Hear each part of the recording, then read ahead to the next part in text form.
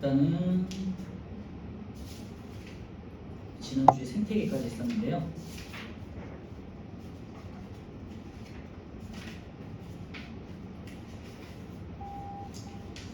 (16번까지) 풀었었나요? 몇 페이지? 160페이지? 안 풀었나요? 여기 한번 문제 풀고 1번부터 혹시 풀어봤죠? 네. 요거 풀고 그 다음에 도전 문제 풀고 그 다음에 넘어갈게요. 그리고 아마 다 시험이 7월 첫째 주죠 보통. 네. 그지? 그래서 한 2주 정도는 시험 기간일 것 같은데 아직 학원에서 말은 없거든요. 그래서 아마 연락 오면 이제 연락 줄 거니까 그때 일정 맞춰서 하면 될 것 같고 일단 그렇게 할게요. 다시 아마 학원에 연락 줄 거니까 일단 수업 먼저 하고. 자, 158페이지고요. 우리 지난주에 했던 생태계 평형 이어서 이제 문제 풀어볼 건데요.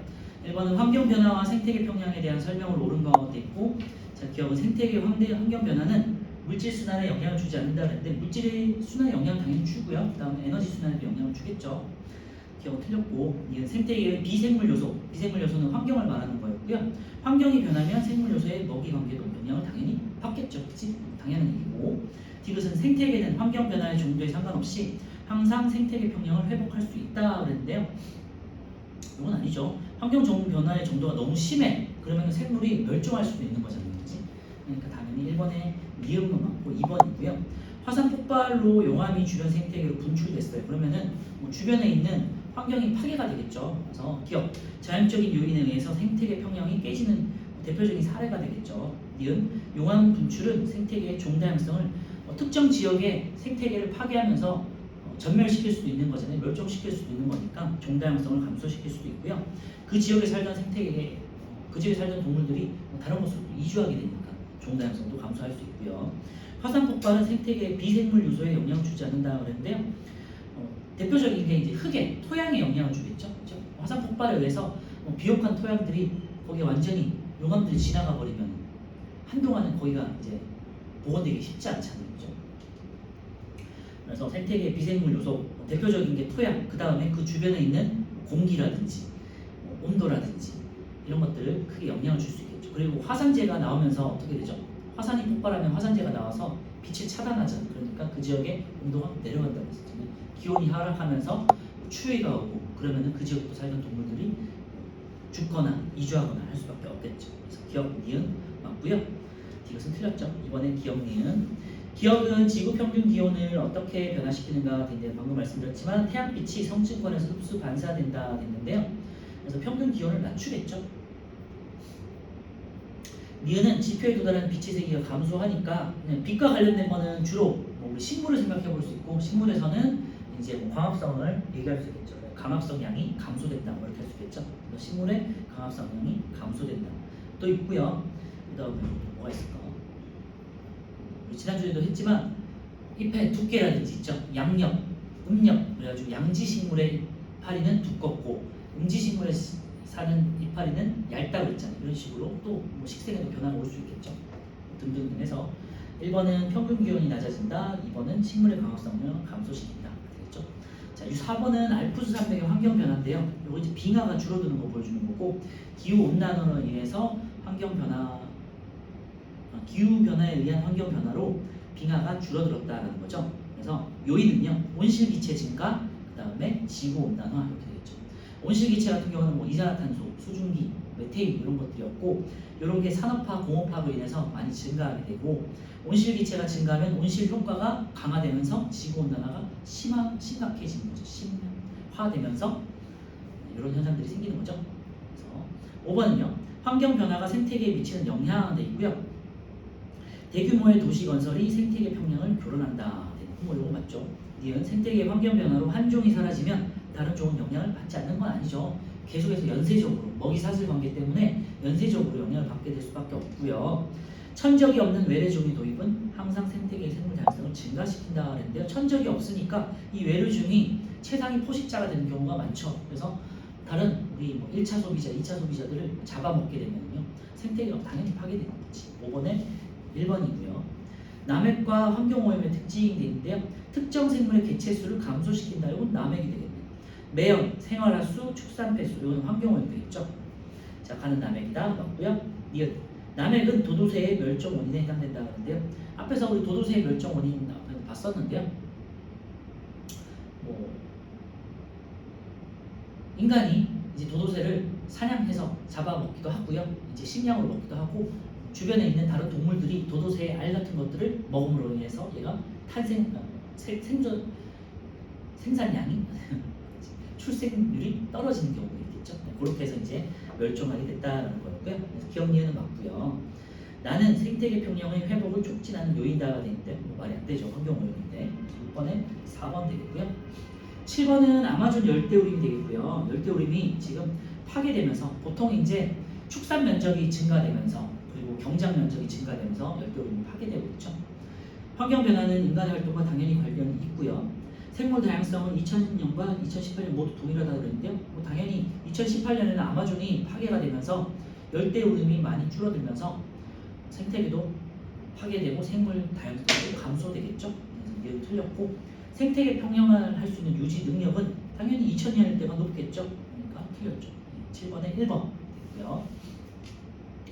8번은요. 카이바브 고원의 생태계 평형이고 이제 사슴을 보호하기 위해서 늑대를 잡는 으로 인해서 포식자를 잡아옴으로 인해서 피식자인 사슴이 일시적으로 증가하게 되고 사슴이 늘면은 또 당연히 풀을 뜯어먹게 되니까 또 초원이 황폐되고 뭐 이런 것들이잖아요. 그죠? 사슴을 보호하기 위해 늑대를 사냥하니까 늑대 개체수가 감소했어요. 그 결과 사슴의 개체수는 급격하게 증가하겠죠. 사슴이 증가하면 식물 분집의 양은 크게 감소하겠죠. 네. 기억과 니은은 모두 증가에 해당하는데 기억은 틀렸고요. 기억은 증가, 니은은 감소. 그리고 다는요. 1920년 이후에는 사슴의 개체수가 급격하게 감소했대요. 왜냐? 식물 분집의 양이 감소했으니까 이것을 먹이로 삼는 사슴도 따라서 먹이가 줄어드니까 사슴도 줄어들죠. 그리고 다시 사슴이 줄어들면은 나중에 당연히 이전만큼의 개체수로 복원이 되겠죠. 니은 A의 원인인데요. 사슴의 개체수가 급격하게 감소하는 건요. 사슴의 먹이가 줄어들었기 때문이다. 니은 맞죠? 카이바브 고원의 사례를 통해서 인간의 인위적인 활동으로 여기서는 늑대를 사냥한 게 되겠죠. 생태계 평형이 파괴됐음을 알 수 있다. 네. 8번에 5번 되겠고요. 자, 9번은 생태계 평형과 관련된 환경 변화 요인이고 기억은 간척 사업. 니은은 이제 뉴트리아 외래종이네요. 기억은 갯벌에 사는 생물의 서식지 면적을 간척 사업이라는 것은 갯벌을 줄여서 육지로 만드는 사업이니까 당연히 갯벌은 감소되겠죠. 감소시킨다. 니은은요. 생태계 생물 다양성에 어떤 영향을 미칠까가 되는데 외래종은 생물 다양성을 감소시켰죠. 토종들을 뭐 잡아먹거나 버직률이 높기 때문에 그 생태계를 파괴하면서 생물 다양성을 감소시킨다. 자, 10번은요. 가는 온실기체 배출을 줄인다. 나는 무흡열한 환경 개발을 규제한다. 다는 기업을 조성해서 도시 열섬 현상을 줄인다. 생태계적 기능을 높인다. 기업을 조성한다. 기업은 뭐 숲 같은 게 해당되겠네. 자, 기업은요. 가는 일부 국가의 노력만으로 가능하다가 되는데 온실기체 배출은 일부 국가가 아니라 모든 나라들이 다 협력을 해야 되는 거고 그래서 국가 간의 조약, 협약을 체결하도록 되어 있고요. 특히 플라스틱이라든지 화석연료를 많이 사용하는 중국 같은 나라 있죠. 미국, 중국 이런 나라들이 더 적극적으로 노력해야겠죠. 이는 환경 영향 평가 제도를 통해서 무분별한 환경 개발을 규제하는 거죠. 이거 지자체에서 하는 거니까 맞고요. 이건 옥상 정원과 도시 숲은 모두 기억에 해당된다. 이거 맞죠? 숲을 많이 키우게 되면 광합성을 할 수 있는 식물들이 증가한다는 거니까 그러면 이산화탄소를 흡수해서 줄이는 거죠. 그리고 산소를 많이 배출시켜요. 그래서 온실기체를 줄이는 역할을 한다. 10번에 4번이고요. 자, 탄소 포집 및 환원 기술을 개발해서 온실기체 배출을 줄이고요. 파리협정과 같은 국제협약을 채택해서 모든 국가 간의 기후변화에 적극적으로 대처한다 됐는데요. 기업을 어떠한 노력인가 그렇게 중요한 건 아닌데요. CO2 이산화탄소 양을 줄이니까요. 지구온난화 속도를 늦춤으로써 생태계 평형을 유지하는 게 되겠죠. 그래서 어려운 내용은 아니에요. 온실기체 발생을 줄여서 지구온난화 속도를 늦춘다. 이렇게 되겠네요. 이제. 자, 12번은요. 뭐 우리나라에서 하고 있는 이제 반달가슴곰에 대한 보호인데요. 인간의 활동으로 현재 멸종 위기에 처해 있다 됐는데 뭐 사냥이라든지 뭐 우리나라 같은 경우는 곰 같은 경우는 그 뭐였지? 웅담이었나? 그래서 곰의 쓸개를 이제 몸에 좋다고 해가지고 곰을 키우면서 사육해가지고 그 쓸개를 짜가지고 먹기도 했었거든요. 요즘에는 이제 그런 건 많이 없어졌는데 그래서 그런 식으로 사육을 많이 했었어요. 곰을 잡아가지고 몸에 좋다는 이유로. 그래서 그런 걸 말하는 거야. 그리고 1982년에 이제 기업으로 지정했다 멸종보호 위기종 혹은 뭐 천연기념물 되겠네요. 여기서는 기업은 천연기념물 되겠고요. 다른 동물 같은 경우는 멸종위기종 이렇게 되겠죠. 늑대 같은 경우는 여기서 지금 천연기념물이고요. 그리고 천연기념물은 보존 가치가 높은 생물이나 서식지 등을 법으로 지정해 놓은 곳이다 되어 있고요. 반달가순공과 관련하여 A의 예에 되어 있는데요. 서식지를 파괴하거나 남해 이런 것들 되겠죠. 우리가 범위 배운 5가지 예 중에서는 남해이 되겠네요. 그죠? 그리고 서식지 파괴도 일종 참고가 될 수 있고. 13번에 생태계 평형 유지와 관련된 활동이고요. 도시 숲 조성, 생태 통로 설치, 도시 숲 조성 같은 경우는 이제 뭐 생태계를 보호하거나 종다양성을 높이기 위함이고, 생태 통로를 설치함으로써 서식지 단편화 혹은 서식지 파괴를 조금이라도 이제 보호하기 조금이라도 대책이죠. 네, 대책 마련이 되겠고요. 그다음에 멸종위기종 보호, 이것도 이제 남에게 의한 것을 남에게 의해서 생물종 다양성이 줄어드는 것을 줄이기 위한 행동이 되겠죠. 공통점은요, 종 다양성을 증가시키기 위한 게 되겠고요. 생태계 평형을 위한 유지 농력을 높인다도 맞네요. 네. 생태계 먹이 관계를 단순하게 아니라 복잡하게 만드는 거죠. 13번에 4번 되겠고, 자, 14는 생태계 평형 유지를 위한 개인적, 국가적, 국제적인 노력인데요. 상식적으로 생각할 수 있는 거죠. 파리협정 우리가 할 수 있는 거 아니잖아요, 그렇지? 국가 간에 체결되는 거죠. 국제적 수준이 되겠고요.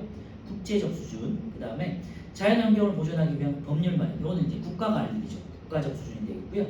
다는 이제 개인적 수준이 될 텐데 뭐 그냥 충분히 쓸 수 있겠죠. 뭐 일회용품을 줄인다든지 플라스틱 사용량을 줄인다든지 뭐 아니면 에코백이라든지 이런 것들 있죠.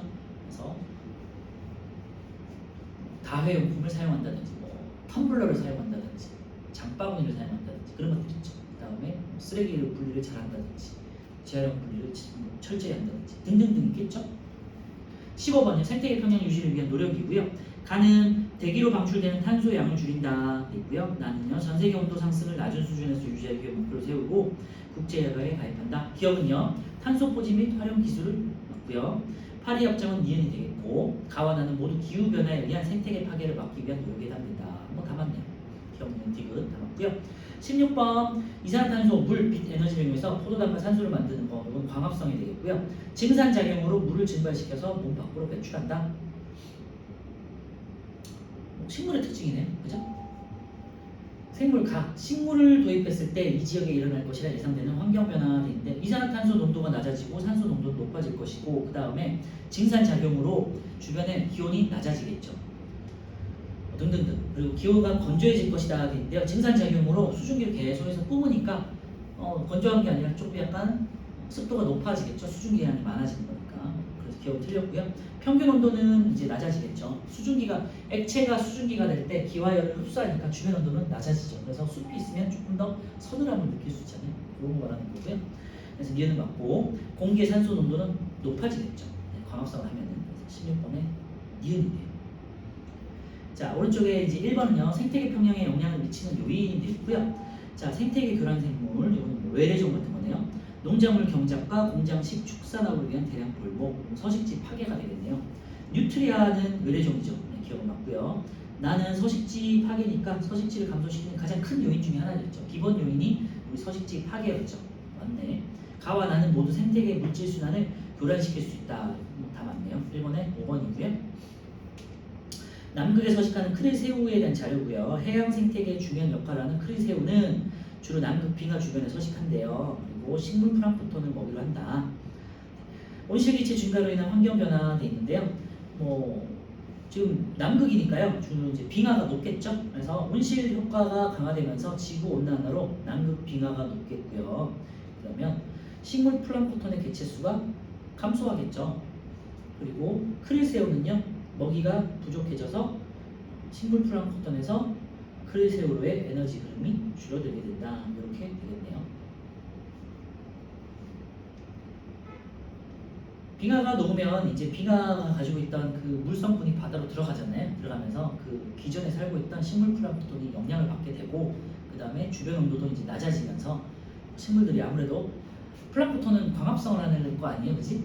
광합성을 할 때 광합성을 하는 데는 효소가 작용을 하잖아요. 근데 효소는 단백질로 돼 있고 온도에 영향을 많이 받는단 말이에요. 빙하가 녹아서 바다에 들어가면은 바다 물이 전반적으로 안 그래도 찬데 더 낮아지겠지. 그러면은 광합성할 수 있는 효소의 영향도 더 낮아지겠죠. 그러다 보면 식물 플랑크톤도 살기가 힘들어집니다. 그죠? 그런 면에서 이제 식물 플랑크톤 개체수가 감소한다는 거예요. 남극 빙하가 녹으면 플랑크톤의 개체수도 감소하고 따라서 크레세오도 감소한다. 이렇게 되겠죠? 그리고 에너지 흐름은 줄어들게 된다는 거고요. 3번은요. 이제 서식지 단편화에 대한 대책으로 생태 통로가 되겠죠. 그래서 뭐 로드킬을 줄인다든지 그리고 A 지역에서 B 지역으로 이제 동물들이 이동할 수 있게 도와준다든지 같은 것들 되잖아요. 그리고 중간에 이제 숲이나 나무들이 있으니까 식물이나 소형 뭐 초식 동물들이 계속해서 살 수 있는 공간이 마련됩니다. 새 같은 경우는 새나 곤충 같은 경우는 여기 머물렀다가 또 갈 수 있는 통로가 되는 거죠. 그렇죠? 생물 다양성 감소를 막고 생태계 평형 유지에 도움이 된다. 이런 식으로 정리가 될 것 같고요. 4번은요. A와 B 개체군의 개체수 변화가 돼 있는데요. 이제 뭐 국립공원에 있으면 사슴 아니면 사슴과 늑대 보통 이렇게 생각하시면 될 것 같고 A가 증가했을 때 A가 감소하면서 B가 증가하고 B가 증가하면서 A는 점점 감소하고 B는 점점 늘고 이렇게 되겠네요. 늘다가 감소하고.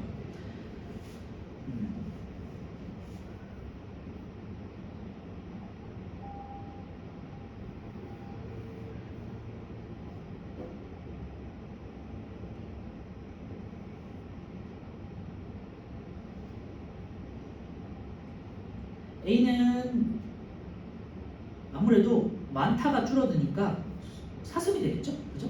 그리고 B 같은 경우는 거의 0에서 시작했잖아요. 그런데 사슴, 예를 들면 늑대 한 마리, 두 마리가 들어오면서 사슴이 점점 사라진다. 이렇게 해석해야 되겠지, 그지?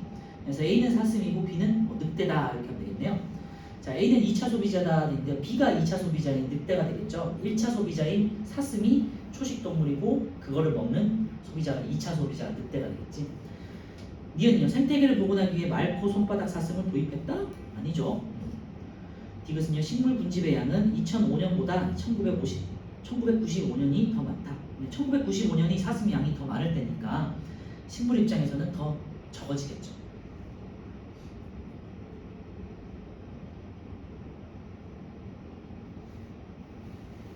그래서 그러니까 2005년이 더 많은 게 맞죠? 사슴이 적으니까.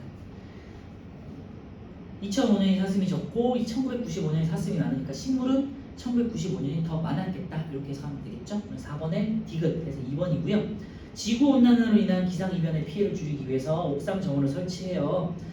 옥상에다가 나무 같은 걸 심으면 광합성을 하게 되겠고 대기 중에 있는 이산화탄소를 흡수하겠죠. 기업은 이산화탄소가 되겠고 옥상의 단열성을 높이겠죠. 말씀드렸지만 광합성을 하는 과정에 증산작용을 하게 되고 그러면은 주변에 온도를 낮추게 되겠죠. 수증기가 공급되니까. 그래서 냉난방을 위해 대기로 방출되는 이산화탄소 양을 줄일 수 있다. 기업은 이산화탄소고요. 폭염과 폭우는 모두 A의 예이다. 기상이변의 피해. 그렇죠. 지구온난화로 인해서 지구가 더워지면 이거를 어디서 배우냐? 3학년 때 배우죠. 3학년 때 어떤 지역이 가열되면요 어떻게 돼요? 그 지역에 있는 공기가 상승을 하죠. 가열되면 상승을 하면서 공기가 팽창하죠. 팽창하면은 단열 조건, 열이 더 이상 공급되거나 빠져나가지 않기 때문에 팽창하고 단열 조건이기 때문에 기온이 내려가죠. 기압이 내려가면서 기온이 내려가죠. 그럼 기온이 내려가면은 이슬점에 도달해서 수증기가 응결하고 구름이 형성되면서 강수 현상이 생기는 거죠. 그렇죠? 그래서 특정 지역에 온도가 많이 올라간다는 소리는 흐려질 확률이 더 높아진다는 소리고 그러면 구름이 많이 생긴다는 소리니까 맞겠죠.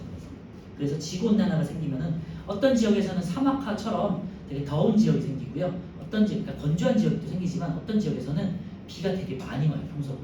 우리나라가 대표적인 거지. 우리나라가 매년 점점 비가 많이 오잖아요. 그렇지? 그래서 뭐 50년 만에 한 번, 100년 만에 한 번, 그리고 작년, 재작년에는 한 500년 만에 한 번 올 정도의 큰 비가 왔었거든요. 그래서 지구온난화 때문에 생기는 현상이죠. 그 이유는 이제 우리가 에어컨을 많이 써서 그래요. 자동차도 많아져. 니은은 맞고요. 그래서 기억 니은은 맞고 디귿, B는 옥상 단열성. 단열성을 높이면 냉난방에 필요한 에너지 소비량을 감소시킬 수 있겠죠. 열이 빠져나가는 걸 막아주니까. 이번에 4번이고요.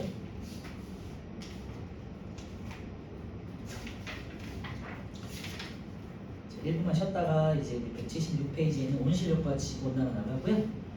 지난주도 말씀드렸지만 다는 못 나갈 것 같아요. 그래서 발전 정도까지 나가면 나가고 하고 다음에 문제 풀 때 한번 다시 한번 정리.